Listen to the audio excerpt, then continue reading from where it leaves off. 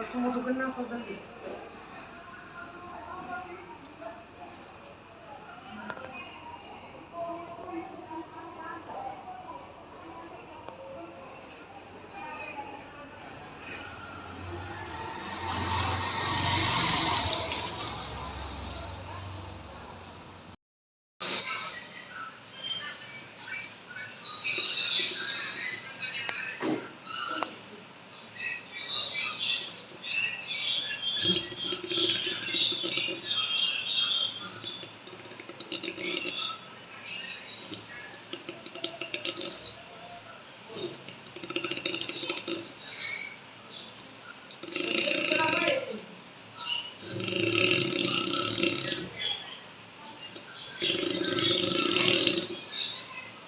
જય દ્વારકાધીશ.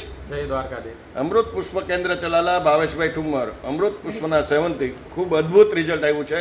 ભાઈ આવ્યા છે, એમની સાથે વાતચીત કરીએ. ચમત્કારિક રિઝલ્ટ કહી શકાય. કયું ગામ ભાઈ? ગુડલી. તમારું આખું નામ જણાવો. વિશાલ પ્રવીણભાઈ સભાયા.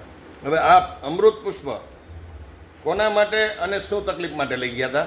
મારા ફાધર માટે લઈ ગયો હતો. એને ખાવાનું ગળા નીચે નહોતું ઉતરતું. એટલે બીમારી શું હતી ને કેટલા વર્ષ પહેલા શરૂઆત શું થઈ? આપણે એમને 4 વર્ષ પહેલા નાકમાંથી CSF લીકેજ થતું, મગજનું પાણી. મગજમાં પાણી ભરાવાનું ચાલુ થયું. એટલે પાણી ભરાય એટલે પરિસ્થિતિ શું થતી અંદર? પછી બીજી વાર એમાં ઇન્ફેક્શન લાગ્યું એટલે કોમા જેવું થઈ જાય. એટલે એ કેટલા વર્ષ પહેલા એ પરિસ્થિતિ ઊભી થઈ? એ 1.5 વર્ષ પહેલા. 1.5 વર્ષ પહેલા. પછી બીજી વાર ઇન્ફેક્શન લાગ્યું અને એના કારણે પાણી ભરાવા માંડ્યું પાછું.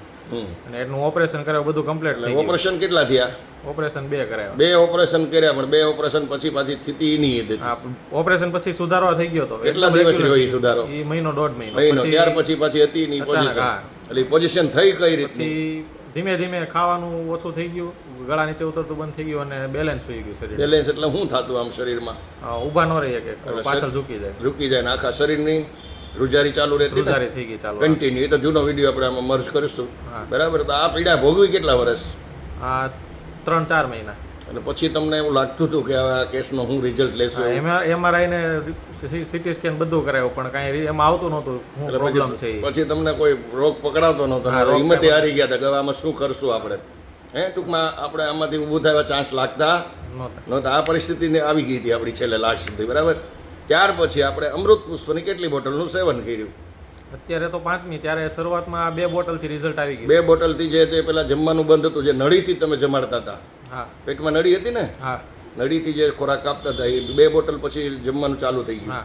પછી વાઇબ્રેશન જે ઝૂકી જતા હતા બધું ધીમે અને જે પથારીવશ જીવન હતું એમાં સુધારો 2 બોટલ પછી શરૂ થઈ ગયો. 2 બોટલ પછી. હવે આજે તો 5 બોટલ થઈ ગઈ છે. બરાબર. આજની તારીખે એ બીમારીનું ક્યાંય દાઠું દેખાય તમને? નહીં. અત્યારે ભગવાનની કેટલી કૃપા કહી શકાય.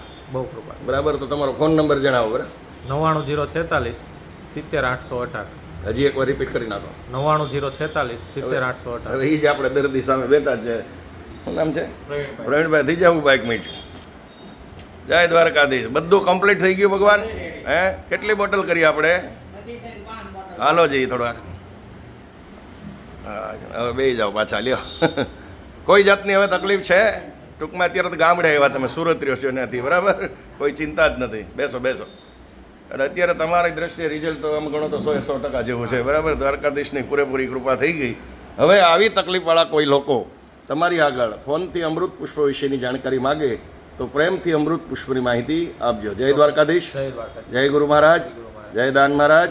જય સિયારામ.